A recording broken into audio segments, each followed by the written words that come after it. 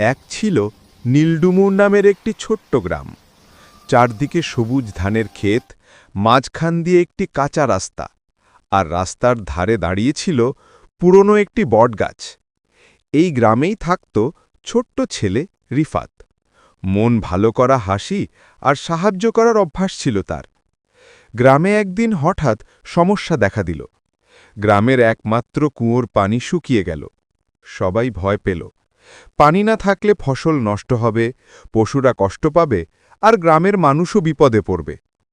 রিফাত চুপচাপ বসে রইল না।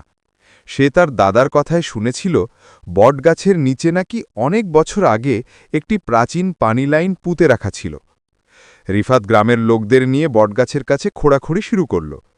ঘণ্টাখানেক খোঁড়ার পর তারা সত্যি একটি পুরনো মাটির পাইপ খুঁজে পেল। পাইপটাকে পরিষ্কার করতেই হঠাৎ টলটল করে ঠান্ডা পানি বের হয়ে আসলো।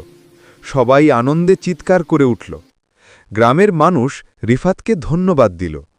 সেই দিন থেকে নীলডুমুর গ্রামের মানুষ রিফাতকে গ্রামের আলো বলে ডাকে, কারণ সে সমস্যাকে ভয় পায়নি আর গ্রামের জন্য আলো হয়ে এসেছে।